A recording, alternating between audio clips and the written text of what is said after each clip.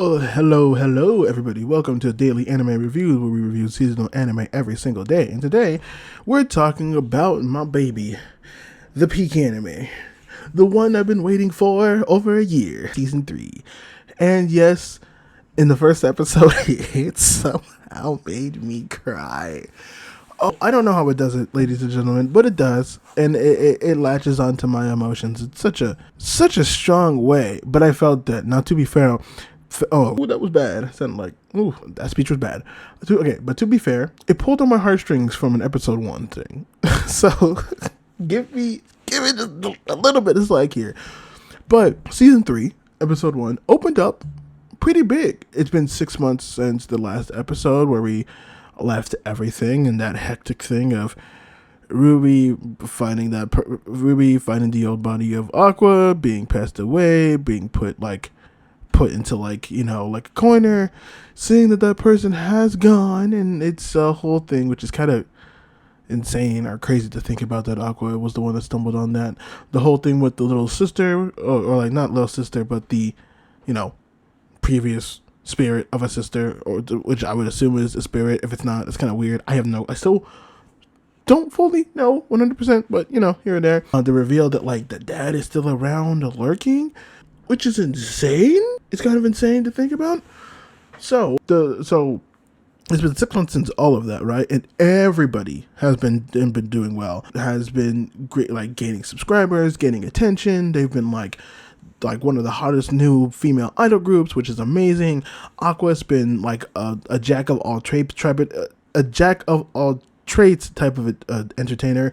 He's going on talk shows, on streaming podcasts. He's doing fashion models. He's still editing behind the scenes, so his stock is also going up. And then there's Akane, who is she just finished a role in the movie. She's getting a bunch of TV roles. Everyone is doing good for where they are right now. Everyone is currently on the up and up, which I like what they were I like what they're doing. I've just kind of noticed this from now, but season 1, obviously everyone's still beginning.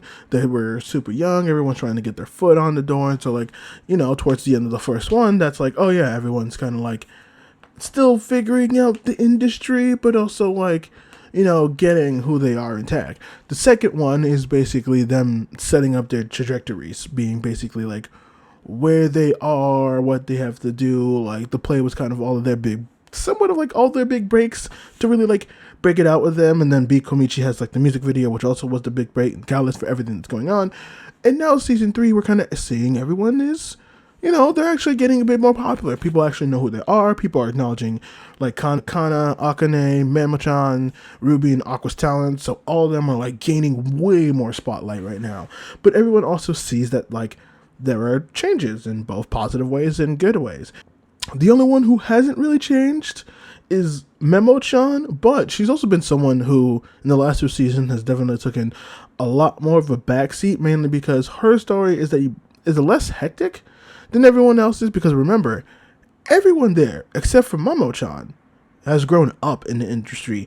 Akane's grown up in the industry. Kana's grown up in the industry. Ruby's grown up in the industry. Aqua's grown up in the industry. Whether they have just started or they have parents that were in the industry, all that stuff like that. Everyone's been around the block. Mamo-chan's fairly new, and the only thing that she's really doing, she's only been a part of the internet stuff, right? So she's doesn't have the same amount of baggage as everybody else, which is very interesting, seeing how she interacts with so many people. She's aware and seeing the changes of everybody, but also she's not necessarily changing herself, because she didn't come up that same way, right? Well, she didn't come up like everybody else. She doesn't have that same stress and that same really aggressive nature that everyone else has, which is very interesting. I kind of like that. There's some things especially with the first episode that didn't really click with me until now. So it's very interesting to see that, especially with the interaction with Mamo-chan and Aqua, since Kana and Aqua are feeling kind of bad. And at first it makes you feel I was wondering, because I was well, in that 6 months they set up that Aqua is distancing himself from Kana. And so I thought, if you've watched the series, you would assume that okay, maybe this has to do with what his plan is. But remember, the second season he kind of got closure. It kind of felt like his like dark spirit was a bit lifted. Like he's still a bit cold and a bit serious, but it's obvious that he's at least a bit more better engaging with the industry. But he still has a lot of that baggage, unfortunately. He has a lot of that baggage, unfortunately, because when Memo-chan thought, like, Aqua, you're being kind of, like, it's not fair to Kana that you just, like, pull the moves on her and just distance himself. But Aqua does make up a good point, and it comes from his own trauma of, like, have you ever really thought about, like, how idol industry works? Like, you don't think I, like, thought about this and not done?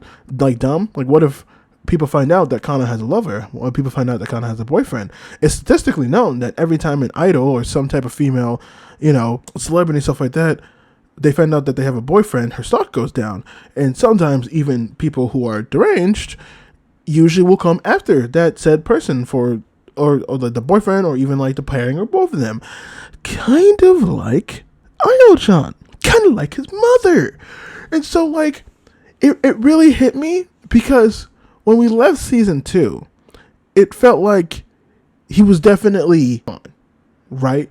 It felt like he was definitely, it felt like he was moving on from the trauma. Because in his knowledge, like, the dad's dead, there's nothing that he can really do. So that means he doesn't have to look for it anymore. Even though we know that's technically not the case, and Akane also realized this, but that's beside the point, right? In his mind, the dad's gone. The person who could potentially have been that person to set that up is now gone. But he still has that trauma. He doesn't want to be put on that again because he doesn't want to have that. He's like, I'm finally kind of at a good place in life, and I also don't want to put Kana through that because technically, because of my birth, my mother's not around, right? Because, we took her out of the spotlight and people found out about the kids. So if I start dating Kana, the cycle's just going to repeat again, and I can't go through that again. And Memo-chan kind of realized, like, oh no. And like this also kind of confirmed too, because it always felt back and forth. Like obviously it felt like he was aware that dating Akane would get him more further within the industry, but it also he obviously cared for Akane, right? But it also shows that he cares a lot more for Kana. But he also realizes it's like, okay, now that I'm like here, right? Now that I'm like there, I do like Akane, and she's going to be great. Kana, she's not the one I want to be with, but it's not, like, bad, which kind of feels so shitty. It also feels shitty for Kana, because I personally do really like Kana, right? Because she is the type that, like, she wasn't born with talent. She has, like, some talent, but obviously she is the type that, like, she has to really put in a lot of effort to form what she is. But with Akane, that shit comes naturally to her. Now, Akane, she's not bad. She's not a bad character at all whatsoever. I love both. I love both of them, honestly. I kind of do want to see win. But Akane is definitely somebody who it comes a lot more naturally to her, and she has a brighter star. She has a brighter presence. I mean, we even saw it in episode 2, where Kana is always willing to go along with the thing, but Akane is like, no, I'm the spotlight, and you should be the spotlight too, Kana. You got way too much talent. We gotta fight for this, bitch. You and me, we gotta fight for the spotlight. I'm making you fight. That's season 2 really showed a lot of mentalities of different people, and Akane's was the one where I was like, that was not what I was expecting from that girl whatsoever. But it does make a lot of sense when you put everything in the context of who she is and how she grew up, and Kana and Akane's interaction too, and when in their earlier years, which my fucking god, that fuck, man, that shit definitely more than I think she knows. But I will say, when I saw that from Aqua, and I saw that oh no, he's still hurting, there's still a pain of him that's still hurting, and I also think because he's but it's one of those things it still hurts, but I can move on. But I haven't fully moved on yet, and I can't have that happen to me again. I really can't, especially since he's which I do get it, because it would always be that lingering thing, right? Especially with his trauma and what he went through. I really do get it, and he's just sitting there. He's like, listen, I can't go through this again. I can't put her through that again. It's not good for either of us, man. We just can't do it. we fucking just can't do it, man. So, man, that like, I like a lot. It hurt. It really hurt because it shows that he's still hurting, and it's like he's just like, it's one of those things of just like, you know, you love somebody a lot, but you also know that like the best thing for you two is just to not be together. And so like, God, I gotta give credit so many times to the voice actors, both English and Japanese, because they're able to portray like the intense emotions so much, and then the animation does so well depicting the scenes. Again, eye detail, it goes so far. It goes so far. I wish more people put details in the eyes like Oshi no Ko's does, dude. Because again, nowadays you look at Ruby and her interactions and her stuff like that, and you see that her eyes are darker, and she sees that she's more calculated because of it. But Aqua's eyes doesn't have that darkness anymore. It doesn't have the shine, but it doesn't have that darkness. And that's important. It also doesn't have the stars, which is also very interesting because it feels like now he can move on to everything else. He doesn't have to live for his mother. He doesn't have to live for the past. He can create him, right? He can create himself, which is good. It's nice. I appreciate it a lot, honestly. It's really good. So, man, this is good. I even got to the whole full episode where the big part too is we're seeing Ruby is becoming a far more calculated person, and arguably is a lot scarier than Aqua. And the reason I said that is because when Aqua was going through his dark state, Aqua was definitely like somewhat aware when you think about it, right? So he was like, obviously he wanted to get his revenge. He wanted to do anything to get that, but he was far more like careful with the way he was, or not far more careful. He was calculated, but there was still definitely a lot that was holding him back. He wasn't like forcefully going up. He was more just buying his time. Aqua was definitely more of the patient person who saw windows of opportunities to jump into. So like he necessarily wouldn't force anything, but if things were forming around him that was right, he would like play more into it, right? He wouldn't necessarily go out of his way to actually do things, but he was somebody who's just like, okay, I can wait. I'm just gonna let this play out. I'm just gonna do this, play a little thing on the side, play D&D. He was taking like very little baby steps to like get to where he is, right? Which led to his information that he found out about like the whole twin and what that and all that stuff, right? Ruby is taking a far more direct, like, oh my God. Like the big thing, like Ruby was this character who you saw where it seemed like she definitely had like way more passion than Aqua to actually do and attempt the things that she wanted to do. But that reflected more in the sense of like, she might not be that calculated and smart, but the thing that like that drives her is like the passion that she has, right? The passion to actually reach the goals of being reach the goals of her mother, and doing all that stuff. But since the end of season 2 and this episode of season 3, that's changed. We see that Ruby does have that cold calculatedness within her. The problem is, it's way more direct. Her passion is now diverted into this. It's one of those things where it's like Aqua took a lot slower to do things, but he knew kind of like not to necessarily bring too much attention to him. He was the type of person who operated technically better on this. Ruby is a lot more calculated, but Aqua knows how to keep himself. He knows how to slither around things to not be noticed, right? Ruby is the type to make the bold, calculated, bam, bam, boop, boop, like I'm going to force my way in, but draws too much attention to her, which I think is going to be essentially what would potentially be her downfall at some point, which makes me think if Ruby starts going farther and farther down the road, is there a point where Aqua tells her, I apologize for that. Actually, I was going to say, I don't think they know. Because from what I remember, I don't think either of them actually know who each other are. From my like knowledge, right? Like they know that themselves are reincarnated, and they know that like, you know, they were born in as I's children, but they don't know who each other are, at least at this point, which makes me very interested because I know through manga spoilers, thanks for that Twitter, that eventually they do know, right? Eventually they do find out at some point, which makes me very interested as to see how they find out, when they find out, who they find out with. That's what I'm trying to. That's like the big thing I'm trying to figure out is when and how they find out, because that's probably like the biggest thing, right? Is that eventually they have to find out somehow how each of one of them interacts. It's one of those things, like, it has to happen. I just don't know when. So that's something that will have to come down the road. Maybe not in season 3, but eventually it has to come. But yeah, Ruby is making herself way more forward, which Aqua has obviously realized. It's like, oh yeah, she made a pitch deck and it was really good. Like, I only brought it on because it was interesting enough. And like, Aqua's like, she made a pitch deck? Ruby? That sounds weird. What the fuck? And like, in an episode, she finds somebody.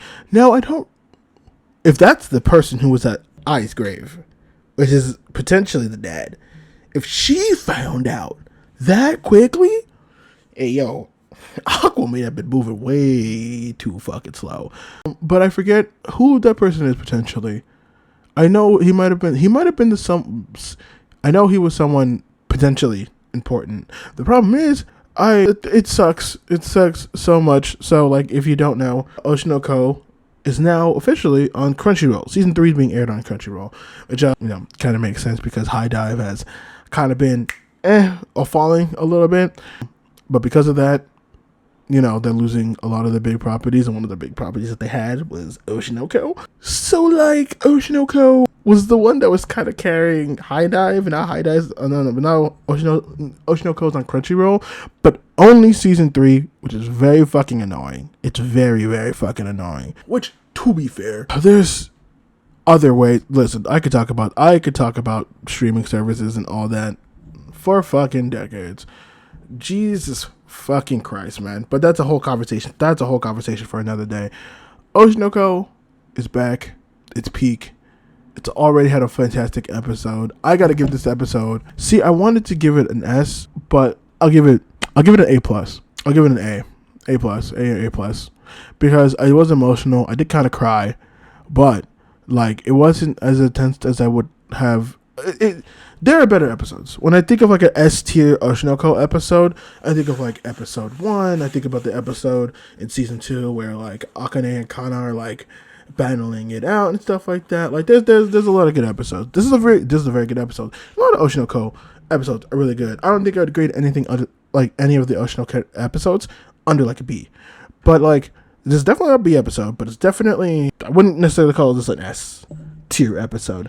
But that's kind of where I'm standing with it right now. It's good. It's great. Oshinoko's back. Season 3. Banger opening, by the way. I was skeptical at first, and then they did the music switch. Also, I almost forgot about that. The way they did the opening, which I assume will still be the consistent opening, but the way they did the opening for the first episode, so fucking good. Because they had the opening as like, the whole music thing and stuff like that and how it's going to go. But it's also the canonical concert that they played at Hokkaido for episode 1. So when like it's over, you see them like transition into like a scene in the show, which was, it's brilliant. It's so good. I know that it's probably done before in other idol shows, but it was so good here. It was fucking banger. Also, of course, Oshinoko would have the first opening that I liked of the season so far. Like, all the other openings I have seen have been like, it's okay, or it's whatever, it's like, whatever, stuff like that. The one that still kind of baffled me was Shibo Yuki. That one is a very interesting opening. I assume it has deeper meaning somehow, but Oshinoko was the first, like, oh no, this banger, consistent throughout all the seasons, have put out banger fucking openings. It's consistent, it's good. But of course, let me know what you liked about the first episode of Oshinoko Season 3. Let me know if you liked it. Let me know if you hate it. Tell me what you think about this whole season going on, and let me know what you think about Oshinoko going forward. Please, no manga spoilers, or I will hunt you down, and I will take care of you. My name is Mize. Thank you for joining me for the daily anime reviews, and I will see you whenever I see you. Have a nice one.